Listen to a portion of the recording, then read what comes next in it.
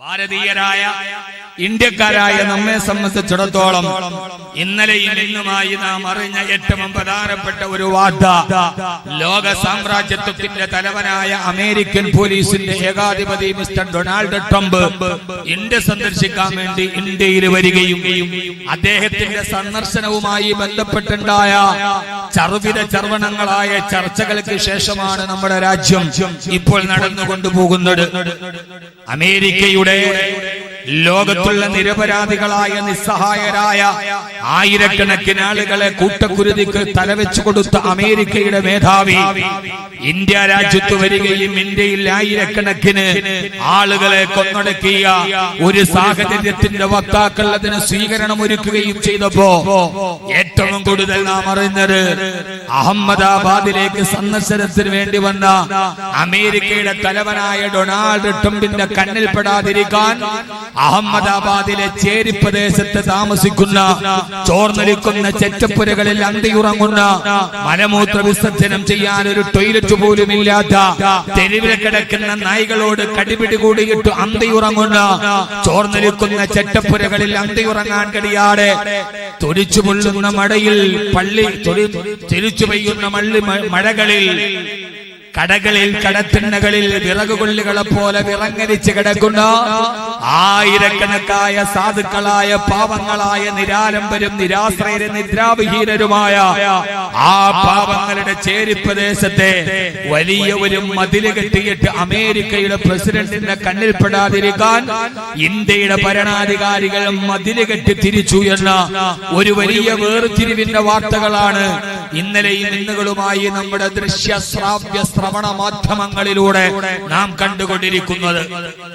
യഥാർത്ഥത്തിൽ ഇതൊരു മനോഭാവമാണ്.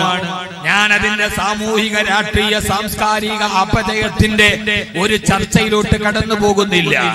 യഥാർത്ഥത്തിൽ ഒരു ഭരണാധികാരിയെ സംബന്ധിച്ചോളം, ഒരു ഭരണാധിപത്യത്തെ സംബന്ധിച്ചിടത്തോളം ഇത് അഭിലഷണീയമായ ഒരു കാര്യമാണോ?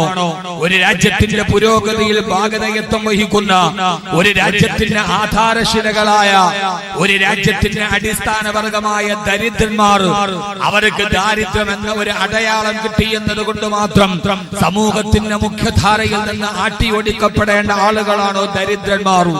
ഫക്കീറായ ആളുകൾ എല്ലാവരെയും ഒരിക്കലും ദൈവം സമ്പന്നനായി സൃഷ്ടിക്കുകയില്ലല്ലോ.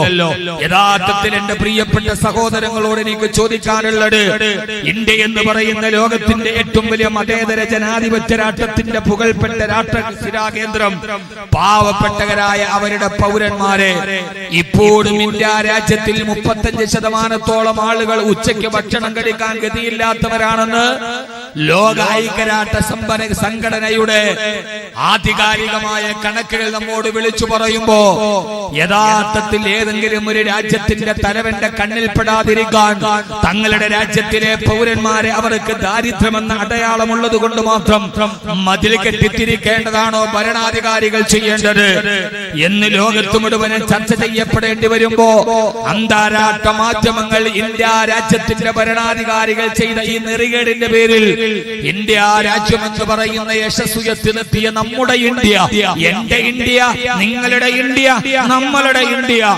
ലോകത്തിന്റെ മുമ്പിൽ തലകുനിച്ചു നിൽക്കുമ്പോ, തന്റെ രാജ്യത്തിന്റെ ദാരിദ്ര്യം മാറാൻ പേറേണ്ടി വന്ന തന്റെ പ്രജകളെ മറ്റൊരു ഭരണത്തലവന്റെ കണ്ണിൽപ്പെടാറും മതിൽ കെട്ടി തിരിച്ചു വെച്ച ഭരണാധികാരിയുടെ മുമ്പിൽ ഞാൻ നിങ്ങളെ ക്ഷണിക്കുകയാണ്. എവിടേക്കെന്നറിയോ? 2.5 ലക്ഷം ചതുരശ്ര കിലോമീറ്റർ വിശാല വിസ്തൃതമായ അറബ് രാജ്യത്തിന്റെ തലവനായ, അറബ് രാജ്യത്തിന്റെ ഭരണാധികാരിയായിരുന്ന അല്ലാഹുവിന്റെ ഹബീബ് നബി മുഹമ്മദ് മുസ്തഫ, ഹബീബായ നബി മുഹമ്മദ് മുസ്തഫ സല്ലല്ലാഹു അലൈഹി വസല്ലമ എന്ന സമയത്തിന്റെ പരിമിതി കൊണ്ട് ആമുഖത്തിന്റെ ആവർത്തന വിരക്തികളെ ഒഴിവാക്കി എന്റെ പ്രിയപ്പെട്ട സഹോദരങ്ങളെ ഞാൻ മാടി വിളിക്കുന്നു. ഈ എല്ലാം കെട്ടുപോയ കാലത്ത് പാവപ്പെട്ടവരായ മനുഷ്യരുടെ ശരീരത്തിന് തീ കൊളുക്കുന്ന ഇന്ത്യയുടെ ഭരണസിരാ കേന്ദ്രം ഇന്നലെ മുതൽ മനുഷ്യന്റെ ശിരസിട്ട കബന്ധങ്ങളുടെ പ്രേതഭൂമിയായി മാറുന്ന, നിരാലംബരും നിരാശ്രയരും നിദ്രാവിഹീനരുമായ ഡൽഹി തലസ്ഥാന നഗരത്തിലെ പാവപ്പെട്ട മുസ്ലിമീങ്ങളുടെ കഴുത്തറുത്തും വെടിയുണ്ടകൾ ഇടനെഞ്ചിലേക്ക് ഉതിർത്തുവിട്ടും അവരുടെ ആരാധനാലയങ്ങൾക്ക് തീ കൊടുത്തും പള്ളിമിനാരങ്ങളെ തട്ടിത്തകർത്ത് തരിപ്പണമാക്കിയും പാവപ്പെട്ട പെൺകുട്ടികളെ വീടുകളിൽ നിന്ന് അടിച്ചോടിച്ചിട്ടും കിരാതമായ ഫാസിസത്തിന്റെ വക്താക്കളെ സംഹാര താണ്ഡവമാടുന്ന ഈ കെട്ട അസുര ലോകത്തിന്റെ കാലത്ത് എന്റെ പ്രിയപ്പെട്ട സഹോദര, ദാരിദ്ര്യം എന്ന് പറയുന്ന ഒരേ ഒരു മേലൊപ്പ് വന്നതിന്റെ പേരിൽ സമൂഹത്തിൽ നിന്ന് അടിച്ചാക്ഷേപിക്കപ്പെടേണ്ട, സമൂഹത്തിന്റെ മുഖ്യധാരയിൽ നിന്ന് മാറ്റി നിർത്തപ്പെടുന്ന, മുതലാളിയുടെ മതിൽക്കെട്ടുകളുടെ മറുഭാഗത്തേക്ക് വലിച്ചെറിയപ്പെടുന്ന ഒരു വിഭാഗം ആളുകൾ. ഞാനെന്ന് ചോദിക്കട്ടെ, ദാരിദ്ര്യം എന്ന് പറയുന്നത് ഒരു തെറ്റാണോ? ദരിദ്രനാവുക എന്നതൊരു മനുഷ്യൻ ചെയ്ത അപരാധമാണോ? പണമില്ലാത്ത ഒരു പാവപ്പെട്ടവനായി ജീവിതത്തിന്റെ രണ്ടറ്റം തമ്മിൽ കൂട്ടിമുട്ടിക്കാൻ കഴിയാതെ പെടാപ്പാടുപെടുന്ന പാവപ്പെട്ടവനായി ഒരു മനുഷ്യൻ ജീവിക്കേണ്ടി വന്നു എന്നത് അവൻ ജീവിതത്തിൽ ചെയ്ത തെറ്റാണോ? യഥാർത്ഥത്തിൽ ഒരാൾ സമ്പന്നനാവുക, ഒരാൾ ദരിദ്രനാവുക എന്ന് തീരുമാനിക്കുന്നത് നമ്മുടെ എല്ലാവരുടെയും സിട്ടാവായ പടച്ച തമ്പുരാനല്ലേ? അവനാണ് ഈ ലോകത്തുള്ള മുഴുവൻ ആളുകളെയും ചിലരെ ദരിദ്രനായി, ചിലരെ സമ്പന്നരായി, ചിലരെ വെളുത്തവനായി, ചിലരെ കറുത്തവനായി, ഇങ്ങനെ പല വ്യത്യസ്തമായ ഭാവങ്ങളിലൂടെയും രൂപങ്ങളിലൂടെയും അവസ്ഥാന്തരങ്ങളിലൂടെയും ഈ ലോകത്തുള്ള കോടാനുകോടി ജനങ്ങളെ സൃഷ്ടിച്ചതാരാ? ആരാണ് ഒരു മനുഷ്യന് ഇങ്ങനെയുള്ള മേൽവിലാസം കൊടുത്തതാരാ? ലോകത്തുള്ള ഒരാളെ ദരിദ്രനാക്കിയും മറ്റൊരാളെ സമ്പന്നനാക്കിയതാരാ? അല്ലാഹു സുബ്ഹാനഹു വ തആല തന്നെ പറഞ്ഞുവല്ലോ, ബിസ്മില്ലാഹിർ റഹ്മാനിർ റഹീം വഅന്നഹു ഹുവ അൽഹക വഅബ്കാ വഅന്നഹു ഹുവ അമാത വഅഹിയാ. അല്ലാഹുവല്ലേ പറഞ്ഞത്? ആരാണ് അല്ലാഹുവെന്നറിയോ? വഅന്നഹു ഏകനായ ഈ അഖില ലോക ബ്രഹ്മാണ്ഡ കടാഹത്തിന്റെ ഉടമസ്ഥനായ പടച്ച തമ്പുരാൻ അവനാരെന്നറിയോ? ഹുവ അൽഹക, അവനാണ് നിങ്ങളെ ചിരിപ്പിച്ചത്. ഒരു മനുഷ്യന്റെ ജീവിതത്തിലും മനസ്സിനും അവന്റെ ഹൃദയത്തിനും സന്തോഷം നൽകിയ, മുഖത്ത് പൂട് സമാധാനത്തിന് അടയാളം നൽകിയ ഒരു മനുഷ്യന്റെ ജീവിതത്തിൽ എപ്പോഴും സന്തോഷം കൊടുത്തതാരാ?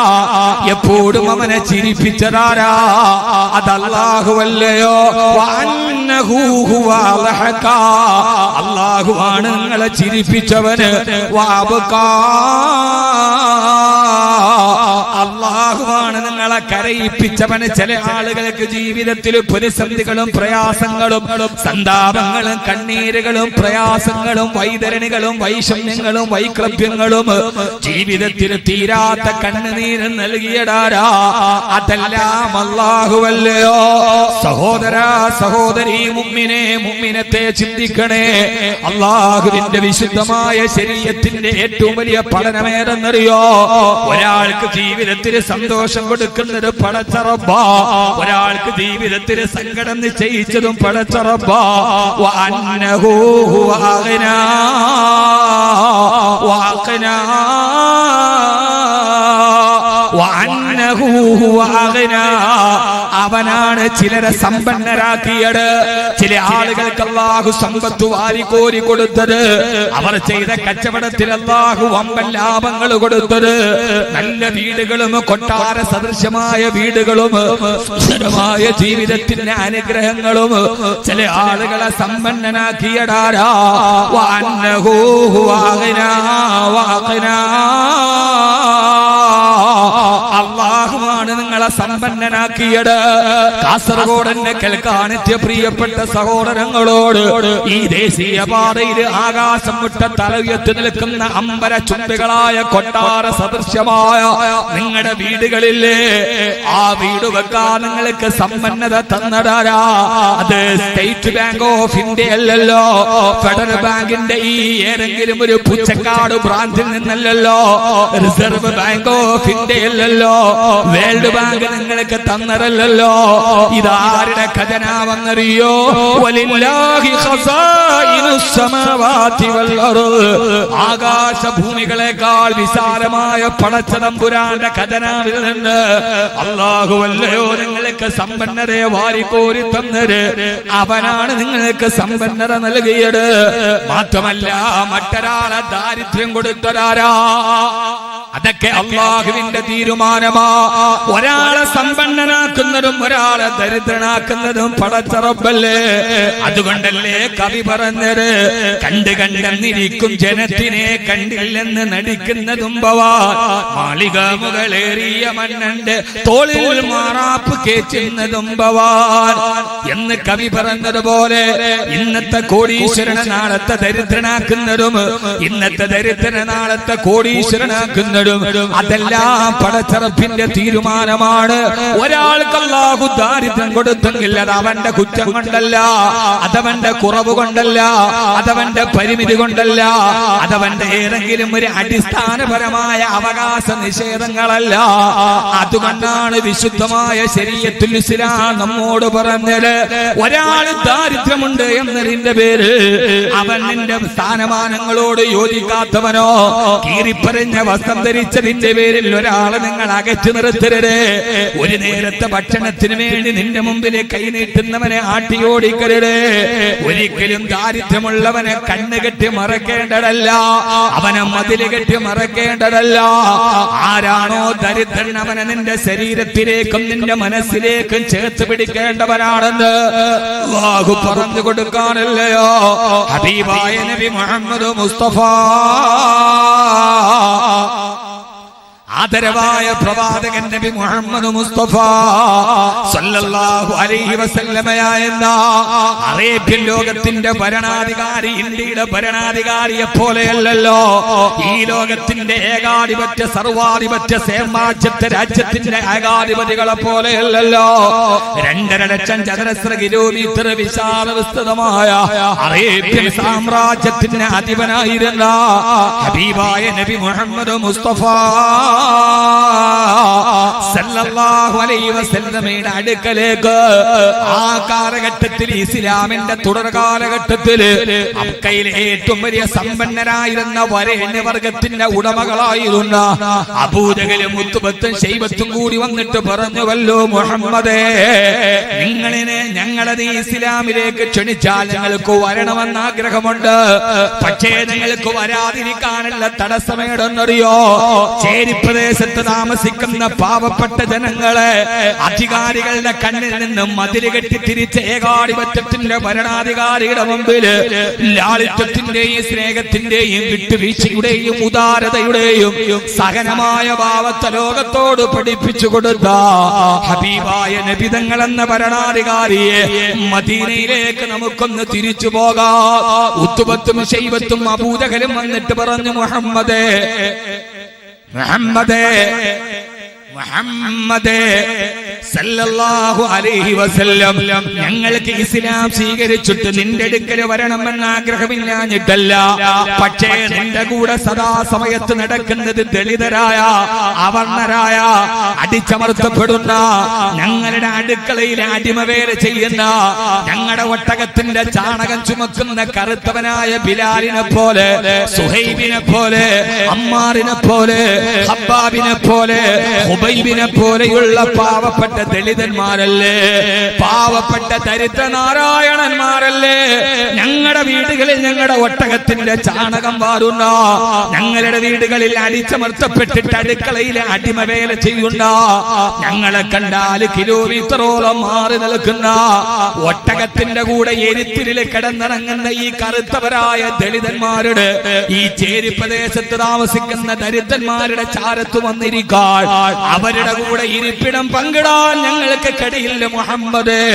ഞങ്ങൾ സവർണരാണ് സല്ലല്ലാഹു അലൈഹി വസല്ലം, ഞങ്ങൾ സവർണരാണ്, ഉന്നത കുലജാതരും, ഞങ്ങൾ കുടുംബ മഹിമയുള്ള ഗോത്രത്തലവന്മാരാണ് എന്നവര് പറയുമ്പോ നിന്റെ അടുത്ത് കിടക്കുന്ന ഈ കറുത്തവരായ ദരിദ്രരായ കണ്ണുകെട്ടിയിട്ട് മാറ്റി നിർത്തേണ്ട ഈ പാവപ്പെട്ടവരെ ദരിദ്രന്മാരെ അല്പനേരത്തേക്ക് നിങ്ങളുടെ അടുക്കൽ നിന്ന് മാറ്റി നിർത്തിയാൽ ഞങ്ങൾ ഇസ്ലാമിനെ ഇസ്ലാമിലേക്ക് വരാം നബിയേ മുഹമ്മദേ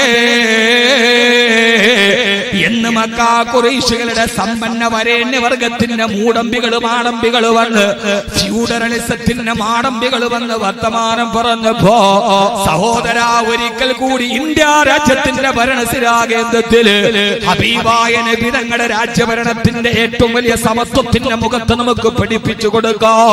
ഹബീബായ നബി സല്ലല്ലാഹു അലൈഹി വസല്ലമയുടെ മനസ്സിലൊരു ചിന്ത വന്നുവത്രേ, അല്ലാഹുവേ അല്ലാഹുവേ ഇവര് പറയുന്നത് പോലെ ഒരു അല്പസമയത്തേക്ക് ബിലാലിനെയും സുഹൈബിനെയും അമ്മാറിനെയും ഖബ്ബാബിനെയും ഖുബൈബിനെയും റളിയല്ലാഹു തആല അൻഹും അജ്മഈൻ അവരെ ഒന്ന് തൽക്കാലത്തേക്ക് മാറ്റി നിർത്തിയാൽ ഇസ്ലാമിന്റെ ആരംഭകാലമല്ലേ, ഈ ഗോത്ര തലവന്മാർ ഇസ്ലാമിലേക്ക് വന്നാൽ അവരുടെ അനുയായികളും പുറകെ വരുമല്ലോ. തുടക്ക കാലഘട്ടത്തിൽ ആരുമില്ലാതെ അറേബ്യയിൽ ഒറ്റക്ക് നിൽക്കുന്ന എനിക്കൊരു കരുത്താകുമല്ലോ, അല്ലാഹുവിന്റെ പരിശുദ്ധ ദീനും മക്ക മുഴുവനും പ്രചരിക്കുവാൻ ഇത് കാരണമാകുമല്ലോ എന്ന് കരുതിയിട്ട് ഹബീബായ നബി തങ്ങളുടെ മനസ്സിലൊരു ചിന്ത വന്നപ്പോ ഒരൽപ്പ നേരത്തേക്ക് അവരെ ഒന്ന് മാറ്റി നിർത്തിയാലോ.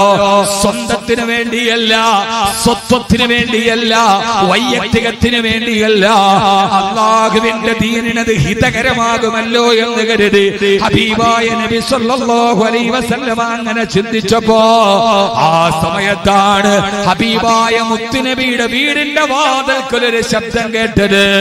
അസ്സലാത്തു വസ്സലാമു അലൈക യാ റസൂലല്ലാഹ്. ഹബീബായ നബി തങ്ങളുടെ ചർച്ച നടക്കുന്ന കുടിലിന്റെ വാതിലൊരു ശബ്ദം കേട്ടു.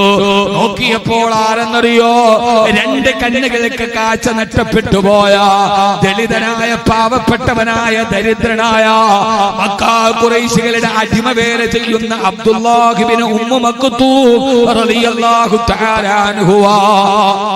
ആ സലാം കേട്ടപ്പോ ഹബീബായ നബി സല്ലല്ലാഹു അലൈഹി വസല്ലമ അബൂജഹലും ഉത്ബത്തും അടക്കം ഇരിക്കുന്ന ആളുകൾ ആരെയാണോ അട്ടിയോടിക്കണമെന്ന് ആവശ്യപ്പെട്ടത് അതേ അബ്ദുല്ലാഹ് ഇബ്നു ഉമ്മു മക്തൂം റളിയല്ലാഹു അൻഹു വാതിൽക്കൽ വന്ന് സലാം പറഞ്ഞപ്പോ, സഹോദര സഹോദരി, വിശുദ്ധ ഖുർആന്റെ ഏറ്റവും ജാജ്വലമായ ഒരു സൂറത്തിന്റെ അവതരണ പശ്ചാത്തലമാണിത്. ഹബീബായ നബി തങ്ങൾ അബ്ദുല്ലാഹ് ഇബ്നു ഉമ്മു മക്തൂം അന്ധനാണ്, പാവപ്പെട്ടവനാണ്, ദളിതനാണ്, അധകൃതനാണ്, അവകാശം നിഷേധിക്കപ്പെട്ടവനാണ്. ഹബീബായ നബി സല്ലല്ലാഹു അലൈഹി വസല്ലമയുടെ മുഖമൊന്ന് ചുളിഞ്ഞു പോയത്രേ. എന്തിനാണ് ഇബ്നു ഉമ്മു മക്തൂം ഈ സമയത്ത് ഇവിടേക്ക് വന്നത്?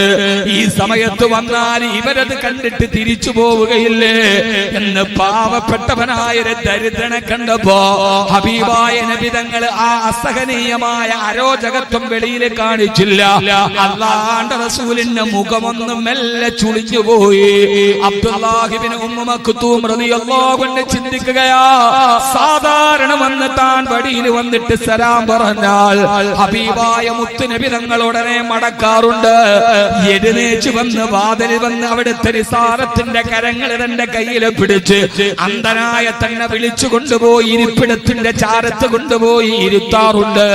പക്ഷേ ഇന്ന് ഹബീബായ നബി തങ്ങളുടെ മറുപടി വരുന്നില്ലല്ലോ. എന്തേ ഹബീബന്റെ അടുക്കലേക്ക് വരാത്തത്? എന്തേ എന്റെ തബീബ് എന്റെ ഹബീബന്റെ കയ്യിൽ വന്ന് പിടിക്കാത്തത്? എന്തേ എന്റെ ഹബീബ് എന്റെ കൽബിന്റെ തബീബ് എന്റെ കയ്യിൽ വന്ന് പിടിച്ചിട്ട് എന്നെ ഇരിപ്പിടത്തിൽ കൊണ്ടുപോയി ഇരുത്താത്തത്? മഹാനായ അബ്ദുല്ലാഹ് ഇബ്നു ഉമ്മു മക്തൂം റളിയല്ലാഹു അൻഹുവിന്റെ ഹൃദയത്തിന് വേദനിച്ചപ്പോ ഹബീബായ നബി സല്ലല്ലാഹു അലൈഹി വസല്ലമ ദരിദ്രനെ കണ്ടപ്പോ ഒന്ന് മുഖം ചുളിച്ചതേയുള്ളൂ. മതില് കെട്ടി തിരിച്ചില്ല, കൺമറയത്തിൽ നിന്ന് മാറ്റി നിർത്തിയില്ല, ആരും കാണണ്ടെന്ന് പറഞ്ഞില്ല. ഒരു നീരസത്തിന്റെ അടയാളം മുഖത്ത് വന്നപ്പോ ആ ദരിദ്രനായ സഹാബിയുടെ കണ്ണ് കാണാഞ്ഞിട്ടും തന്റെ അകക്കണ്ണ് കൊണ്ട് ഹബീബിന്റെ ഭൂമുഖ പതനം കാണാൻ അവിടുത്തെ ഓലക്കുടിലിന്റെ ഈത്തപ്പനമരത്തിന്റെ കുടിലിന്റെ ചാരത്തെത്തിയ ആ പാവപ്പെട്ട ദരിദ്രനായ അബ്ദുല്ലാഹ് ഇബ്നു ഉമ്മ മക്തൂം റളിയല്ലാഹു അൻഹുവിന്റെ കൽബിലൊരു ചെറിയ വേദനയുണ്ടായപ്പോ അല്ലാഹുവിനെ സഹിക്കാൻ കഴിഞ്ഞില്ല. മുഅ്മിനത്തെ ആ ദരിദ്രന്റെ കണ്ണ് നിറഞ്ഞത് പടച്ചറപ്പിന് ഇഷ്ടപ്പെട്ടില്ല. അതാ ഗഗനലോകത്ത് നിന്ന് ദിവ്യബോധനത്തിന്റെ വെളിപാടുമായി റൂഹുൽ അമീൻ മലക്ക് ജിബ്രീൽ അലൈഹിസ്സലാത്തു വസ്സലാം ആഗതനായി ഹബീബായ നബി സല്ലല്ലാഹു അലൈഹി വസല്ലമയുടെ നെറ്റിത്തടത്തിൽ വിയർപ്പ് കണങ്ങൾ ഒരുമിച്ചുകൂടി ഹബീബായ നബി തങ്ങൾക്ക് ആകാശലോകത്ത് നിന്ന് അല്ലാഹുവിന്റെ ഖുർആനിന്റെ ആയത്ത് അവതരിപ്പിക്കപ്പെട്ടു. നബിയേ ബിസ്മില്ലാഹിർ റഹ്മാനിർ റഹീം അബസ വതവല്ല അൻ ജാഅഹുൽ അഅമാ വമാ യുദ്രീക ലഅല്ലഹു യസ്സക്കാ ഔ യذكر فتنفعه الذكرى. ഹബീബായ നബി തങ്ങളെ അല്ലാഹു ശാസിക്കുകയാണ്. ആരെയാണ് മുഅ്മിനെ ശാസിക്കുന്നത്? ഹബീബായ നബി തങ്ങളെ അല്ലാഹു ശാസിച്ചിട്ട് പറഞ്ഞു, നബിയേ അബസ വതവല്ല, അങ്ങയുടെ മുഖം ചുളിഞ്ഞു പോയോ നബിയേ? അങ്ങയുടെ മുഖത്തിന് നീരസം വന്നോ നബിയേ? കൽബിന്റെ ഉള്ളിൽ ചെറിയൊരു അതിർത്തി വന്നോ നബിയേ?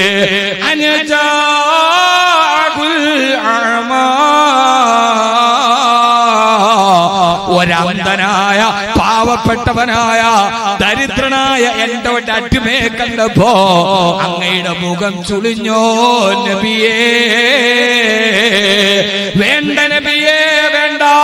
അങ്ങയുടെ മുമ്പിലിരിക്കുന്ന അബൂജഹലിന്റെയും ഉത്തുബത്തിന്റെയും ശൈബത്തിന്റെയും അവരുടെ പണവും പ്രതാപവും കണ്ടിട്ട് അവർ ഇസ്ലാമിലേക്ക് വരുമെന്ന് കരുതി എനിക്ക് ഏറ്റവും ഇഷ്ടപ്പെട്ട ദരിദ്രനായ ഒരു അടിമയെ കണ്ടപ്പോ അങ്ങയുടെ മുഖം ചുളിഞ്ഞോ നബിയേ? കല്ലാ, വേണ്ട നബിയേ, വേണ്ട, വേണ്ട നബിയേ, വേണ്ട. ഇന്നഹു തദ്കിറാ, ഇതൊരു മുന്നറിയിപ്പാണ്. ഇനി ഇങ്ങനെ ആവർത്തിക്കല്ലേ തിരുദൂതരെ. സഹോദരാ, ആരെയാണ് ശാസിക്കുന്നത്? അല്ലാഹുവിന്റെ ഹബീബിനെ. ദരിദ്രന്മാര് പടച്ചറപ്പിന് ഇഷ്ടപ്പെട്ടവരാണ്, അവർ അല്ലാഹുവിലേക്ക് അടുത്തവനാണ്. അല്ലാഹു ശാസിച്ചതാർക്ക് വേണ്ടി എന്നറിയോ? അല്ലാഹുവിന്റെ ഹബീബിനെ. അല്ലാഹു ഈ ലോകം സൃഷ്ടിക്കാൻ കാരണഭൂതരായ, ഈ ലോകത്തിന്റെ പരാവെളിച്ചമായ, ഈ അഖില ലോക ബ്രഹ്മാണ്ഡ ഘടാകത്തിന്റെ അടിസ്ഥാന ആധാരശിലയായ, ലോകത്തിന്റെ വെളിച്ചത്തിന്റെ നിദാനമായ, സമത്വത്തിന്റെ പ്രതീകമായ റജബിന്റെ പുണ്യരാവല്ലേ, ഇതുപോലൊരു രാത്രിയിലെ സപ്തവാനങ്ങളും താണ്ടിക്കടന്ന അതിശീഘ്ര ദുദ്രഗമന വാഹനമായ ബുറാക്കിലെ കയറ്റി ആകാശലോകത്തിന് അനിർവചനീയമായ ആത്മീയതയുടെ ആനന്ദ തുന്തിരമായ കാഴ്ചകൾ കാണിച്ച് ആകാശലോകം മുഴുവനും കാണിച്ചു കൊടുത്ത അവിടുത്തെ ഹബീബല്ലയോ? ആ ഹബീബിനെയാണ് അല്ലാഹു വിളിച്ചിട്ട് പറഞ്ഞത്, വേണ്ട നബിയേ, ഈ അബൂജഹലിന്റെ അധികാരത്തെക്കാൾ, ഉത്തുബത്തിന്റെ സമ്പന്നതയേക്കാൾ, ശൈബത്തിന്റെ കുടുംബ മഹിമയേക്കാൾ അല്ലാഹുവിനിഷ്ടം ദരിദ്രനായ അന്ധനായ അബ്ദുല്ലാഹ് ഇബ്നു ഉമ്മ മക്തൂമിനെയാണ്. അതുകൊണ്ട് അങ്ങ് ചെയ്തതിന് ചെയ്യരുതെന്ന് ശാസിക്കുമ്പോ, സഹോദരാ, ഇന്ത്യ രാജ്യത്തിന്റെ സ്വാതന്ത്ര്യ സമരത്തിന് ജനാധിപത്യത്തിന് ശക്തി കൊടുത്ത മിസ്സസ് ആനി ബസന്റ് പോലും പറഞ്ഞുവല്ലോ, ഈ സൂറത്തിൽ അബസയിലെ ഈ ചരിത്ര പശ്ചാത്തലം എടുത്തിട്ട് ഈ ഖുർആൻ മുഹമ്മദ് അവതരിപ്പിച്ച ഒരു ഗ്രന്ഥമായിരുന്നെങ്കിൽ ഇങ്ങനെ ഒരു ശാസനയുടെ അധ്യായം അതിൽ കാണുമായിരുന്നില്ല. അല്ലാഹു മുഹമ്മദ് നബിയെ ശാസിച്ചുവെങ്കിൽ തീർച്ചയായും ഇതൊരു ദൈവ ഗ്രന്ഥമാണ്, ഇത് മുഹമ്മദിന്റെ മനുഷ്യനിർമ്മിത ഗ്രന്ഥമല്ലെന്ന് മിസ്സസ് ആനി ബസന്റ് പോലും അടയാളപ്പെടുത്തിയ ഇസ്ലാമിക ചരിത്രത്തിലെ പരിശുദ്ധ ഖുർആനിലെ ഏറ്റവും ചാജ്വലമായ ഉജ്ജ്വലമായ ചരിത്ര പശ്ചാത്തലമാണ് സൂറത്തുൽ അബസ. അയൽ രാജ്യത്തിന്റെ രാജാധികാരത്തിന്റെ അടയാളം വന്നപ്പോ സ്വന്തം രാജ്യത്തിലെ ദരിദ്ര പൗരന്മാര് മതില് കെട്ടി തിരിച്ച ഭരണാധികാരികളെ കേട്ടുകൊള്ളുക. മദീനയുടെ ഭരണാധികാരി ആരെന്നറിയോ? മക്കയുടെ രാജാവ് ആരെന്നറിയോ? ആ മക്കയുടെ രാജാവാണ് ദരിദ്രന്മാരെ ചേർത്ത് പിടിച്ച ചുട്ടുപടുത്ത് കിടക്കുന്ന മലരാരണ്യത്തിലും മലത്തിക്കിടത്തിയിട്ട് ദാഹത്താല് വാ പൊളിച്ച ബിലാലിന്റെ വായിലേക്ക് മൂത്രമൊഴിച്ചു കൊടുത്തപ്പോ കറുത്തവനായ ബിലാലിനെ തന്റെ ശരീരത്തോട് കെട്ടിപ്പിടിച്ചു വെച്ചിട്ട് ലൈസലിൽ അബിയദി ഫളലുൻ അലൽ അസ്വദി വലൈസലിൽ അറബി ഫളലുൻ അലൽ അജ്മി ഇല്ലാ ബിതഖ്വല്ലാഹ്. അള്ളാഹുവിന് ഏറ്റവും ഇഷ്ടം അവനിലേക്കുള്ള ഹൃദയത്തിന്റെ തെളിച്ചമാണെന്ന് പഠിപ്പിച്ചു കൊടുത്ത ഹബീബായ നബി മുഹമ്മദ് മുസ്തഫ സല്ലല്ലാഹു അലൈഹി വസല്ലമ. ആ സമയത്താണ് വിശുദ്ധ ഖുർആനിൽ ആയത്തിറങ്ങിയത്. നബിയേ ബിസ്മില്ലാഹിർ റഹ്മാനിർ റഹീം വലാ തത്റുദിൽ ലദീന യദ്ഊന റബ്ബഹും ബിൽ ഗദാതി والعشي يريدون وجها ولا تعد عيناك عنهم تريد زينة الحياة الدنيا ولا تطع من أغفلنا قلبه عن ذكرنا واتبع هواه وكان أمره فرطا. ഓ നബിയേ, രാപ്പകലുകളുടെ വ്യത്യാസങ്ങളില്ലാതെ അള്ളാഹുവിന്റെ സ്മരണയിൽ കഴിഞ്ഞുകൂടുന്ന പാവങ്ങളെ അങ്ങാട്ടി ഓടിക്കണ്ട നബിയേ. ആ പാവങ്ങൾ അള്ളാഹുവിന് ഏറ്റവും ഇഷ്ടപ്പെട്ടവരാണെന്ന് ഹബീബായ നബി മുഹമ്മദ് മുസ്തഫ. അള്ളാഹുവിനെ ഏറ്റവും ഇഷ്ടപ്പെട്ടവരാ. സഹോദരാ, അതുകൊണ്ട് എന്റെ വിഷയത്തിലോട്ട് കിടക്കട്ടെ. പാവങ്ങളെ ആട്ടിയോടിക്കാനുള്ളതല്ല. ഒരു ദിവസം കൂടി ഞാൻ ഒരിക്കൽ കൂടി പറയട്ടെ, ഇന്ത്യയുടെ ഭരണാധികാരി പാവപ്പെട്ടവന്മാരെ മതിൽ കെട്ടിയിട്ടാണ് തിരിച്ചതെങ്കിൽ അതേപോലെ നമ്മളും അവരെ വിമർശിക്കുമ്പോ മനസാക്ഷിയോട് ചോദിക്കട്ടെ, പലപ്പോഴും നമ്മളും അങ്ങനെ മനസ്സിൽ മതിൽ കെട്ടി തിരിച്ചിട്ടില്ലേ? പാവപ്പെട്ടവരെ അകറ്റി നിർത്തിയിട്ടില്ലേ? നമ്മള് ദരിദ്രന്മാരെ നമ്മുടെ മനസ്സിന്റെ ഉള്ളിൽ ഭിത്തി കെട്ടി തിരിച്ചിട്ടില്ലേ? നമ്മുടെ വീട്ടിലെ ആഡംബര കല്യാണത്തിന് തൊട്ടടുത്ത വീട്ടിലെ പാവപ്പെട്ടവനെ ക്ഷണിക്കാറുണ്ടോ? നമ്മുടെ പ്രധാനപ്പെട്ട സദസ്സുകളിൽ പാവപ്പെട്ടവനായ ആളുകളെ നമ്മൾ വിളിക്കാറുണ്ടോ? മൈലാഞ്ചി കല്യാണവും മഞ്ഞ കല്യാണവും പറഞ്ഞ് പണത്തിന്റെ തിമിർപ്പിലാടി തിമിർക്കുമ്പോ ആ സമയത്ത് എത്രയെത്ര പാവപ്പെട്ടവര് പൊട്ടിക്കരഞ്ഞിട്ട് നമ്മുടെ അയൽപക്കത്തുണ്ട്. മുഅ്മിനേ, നമ്മുടെ പെൺമക്കളെ കെട്ടിച്ചു വിടാൻ ഞാൻ എന്റെയും നിങ്ങളുടെയും മനസാക്ഷിയോട് ചോദിക്കട്ടെ. ഭരണാധികാരികൾ അഹമ്മദാബാദിലെ തെരുവിലാണ് ഭിത്തി കെട്ടിയിടെങ്കിൽ നമ്മൾ നമ്മുടെ മനസ്സിന്റെ ഉള്ളിൽ ആരും കാണാത്തതിനെ ഭിത്തി കെട്ടിയിട്ടില്ലേ? നമ്മുടെ പെൺമക്കള് കൈ നിറച്ചിട്ട് സ്വർണ്ണാഭരണമിട്ട് കാതിലും കരുത്തിലും സ്വർണ്ണമിട്ട് ലക്ഷങ്ങള് പൊടി പൊടിച്ച് കല്യാണം നടത്തി ആ സമയത്ത് വിദേശ നിർമ്മിത കാറിലോ ആഡംബര വാഹനത്തിലേക്ക് നമ്മുടെ പെൺമക്കള് പുതിയാപ്പയുടെ കൈ പിടിച്ചിട്ട് കയറുമ്പോ തൊട്ടടുത്ത നമ്മുടെ മതിലിന്റെ പുറത്ത് 30 വയസ്സായിട്ടും കല്യാണത്തിന് ഭാഗ്യമില്ലാതെ സ്ത്രീധനം എന്ന ദുരാധാരത്തിന്റെ പേരിൽ ജീവിതത്തിന്റെ സൗഭാഗ്യം നഷ്ടപ്പെട്ടു പോയ സ്വന്തം മകളെ കെട്ടിച്ചയക്കാൻ വേണ്ടി വെള്ളിയാഴ്ച പള്ളിക്കോലാകളിൽ തുണി വിരിക്കുന്ന പാവപ്പെട്ട പിതാവിന്റെ മകള് ഒരു തരി സ്വർണം പോലും എന്റെ കാതിലില്ലാതെ തൊട്ടടുത്ത മുതലാളിയുടെ മകളെ കൈ നിറച്ച് സ്വർണ്ണ വളയിട്ട് കാല് നിറച്ചും കാത് നിറച്ചും സ്വർണ്ണമിട്ടിട്ട് ബെൻസുകാരില് പുതിയ ആപ്പിളയുടെ കൈ പിടിച്ച് കയറുമ്പോ ചെറുപ്പക്കാര് ചുറ്റും നിന്നിട്ട് ആഴത്തുള്ളി നൃത്തം ചെയ്യുമ്പോ 30 വയസ്സായിട്ടും തന്റെ കാതിലൊരു തരി സ്വർണ്ണമില്ലാതെ ആ കാഴ്ച തന്റെ ഓല കൊണ്ട് മറച്ച വീടിന്റെ ഓലക്കാതുകൾക്കിടയിലൂടെ നോക്കിയിട്ട് നെടുവേർപ്പെടുന്ന 100 കണക്കിന് പെൺകുട്ടികൾ നമ്മുടെ ചുറ്റുപാടിലില്ലേ? അവരെയൊക്കെ നമ്മൾ പേര് കെട്ടി തിരിച്ചവരല്ലേ? വേണ്ട സഹോദരാ, വേണ്ട.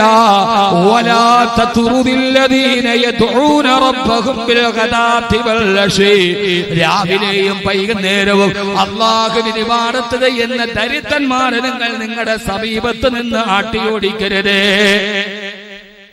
എന്ന അല്ലാഹുവിന്റെ വിശുദ്ധ ഖുർആൻ. നമ്മുടെ നാട്ടിൽ ഭരണാധികാരി വന്നപ്പം മതിൽ കെട്ടിയിട്ട് തിരിച്ചു. നമ്മൾ പലപ്പോഴും മതിൽ വെളിയിൽ കെട്ടിയില്ലെങ്കിലും മനസ്സിന്റെ ഉള്ളിൽ മതിൽ കെട്ടിയിട്ടുണ്ട്. പാവപ്പെട്ടവരെ നമ്മൾ പലപ്പോഴും മാറ്റി നിർത്തിയിട്ടുണ്ട്, ഇല്ലേ? പാവപ്പെട്ടവൻ എന്താ വില? SSLCയുടെ പരീക്ഷ നടക്കാൻ പോവുക. SSLCയുടെ ചോദ്യപേപ്പറിൽ ഒരു ചോദ്യം, താജ്മഹൽ നിർമ്മിച്ചതാരാണ്? SSLCയുടെ ചോദ്യപേപ്പറിൽ ഒരു ചോദ്യം, താജ്മഹൽ നിർമ്മിച്ചതാരാണ്? ആരാണ്?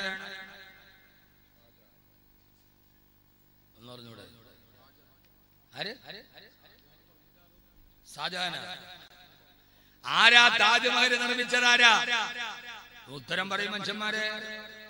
സമയമില്ലാത്തതുകൊണ്ടാണ് ഞാൻ സ്പീഡിൽ പോണത്. ആരാണ് താജ്മഹൽ നിർമ്മിച്ചത്? തൊഴിലാളികളാണെങ്കിൽ മാർക്ക് വട്ടപൂജ്യം. SSLCയിലെ ചോദ്യത്തിൽ ചോദ്യം, താജ്മഹൽ നിർമ്മിച്ചതാരാണ്? താഴെ കുട്ടി എഴുതുന്നു ഷാജഹാൻ ചക്രവർത്തി, മാർക്ക് 5. യഥാർത്ഥത്തിൽ താജ്മഹൽ നിർമ്മിച്ചതാരാ? ഷാജഹാനാണ്? അല്ല. പിന്നെയോ? രാപ്പകലുകളില്ലാതെ ആ വെണ്ണക്കൽ പ്രതിമകളെ തങ്ങളുടെ കരവിരുത്തിന്റെ കരകൗശലം കൊണ്ട് ചാർത്തിയെടുത്ത തൊഴിലാളികൾ. വൈസ്രോയി ആയിരുന്ന ജനറൽ ശ്രീമാൻ താജ്മഹൽ സന്ദർശിക്കാൻ വേണ്ടി പോയിട്ട് അദ്ദേഹം തന്റെ ഭാര്യയോട് ചോദിച്ചു, നിനക്കെന്ത് വേണം? ജനറൽ ശ്രീമാന്റെ ഭാര്യ പറഞ്ഞു, എനിക്കും നിങ്ങൾ ഇതുപോലെയുള്ള ഒരു സ്മാരകം പണിത് തന്നാൽ ഇപ്പോൾ എനിക്ക് മരിച്ചാൽ കൊള്ളാമെന്ന് ആഗ്രഹമുണ്ടെന്ന് ജനറൽ ശ്രീമാൻ പറഞ്ഞ ബ്രിട്ടീഷ് ഈസ്റ്റ് ഇന്ത്യ കമ്പനി ഇവിടെ നിന്ന് തിരിച്ചു പോകുമ്പോൾ ആരും അറിയാതെ അവരുടെ പോക്കറ്റിൽ എടുത്തുകൊണ്ടുപോയ വെണ്ണ മാർബിൾ കൊണ്ടുണ്ടാക്കിയ ഷാജഹാന്റെ താജ്മഹൽ. ആ താജ്മഹൽ 2 പ്രാവശ്യം ഈസ്റ്റ് ഇന്ത്യ കമ്പനി വിൽക്കാൻ വെച്ചതാണ്. ട്രാൻസ്പോർട്ടിംഗ് ചാർജ് കൂടുതലായതുകൊണ്ടാണ് വിൽക്കാൻ പറ്റാതിരുന്നത്. ബ്രിട്ടീഷുകാരൻ ഇന്ത്യയെ വിറ്റു, അറബികൾ ഇന്ത്യയെ പണിതു. താജ്മഹലും ഫത്തേപൂർ സിക്രിയും കുത്തബ് മീനാറും ചെങ്കോട്ടയും അഹമ്മദാബാദും ഒക്കെ അറബികൾ ഇന്ത്യക്ക് സംഭാവന ചെയ്തു. 800 വർഷക്കാലം ഇന്ത്യ അറബികൾ ഭരിച്ചപ്പോ ഒരൊറ്റ കലാപങ്ങളും ഒരു സ്വാതന്ത്ര്യ സമരവും ഇന്ത്യയിൽ ഉണ്ടായില്ല. ബ്രിട്ടീഷ് ഈസ്റ്റ് ഇന്ത്യ കമ്പനി 800 വർഷം ഭരിച്ച മുഗളന്മാർ ഇവിടം ഭരിച്ചപ്പോൾ അവർ ഇവിടെ നിന്ന് ഒഴിഞ്ഞു പോകുമ്പോൾ ഇന്ത്യയുടെ ആഭ്യന്തര ഉൽപാദന ശരാശരി 40%.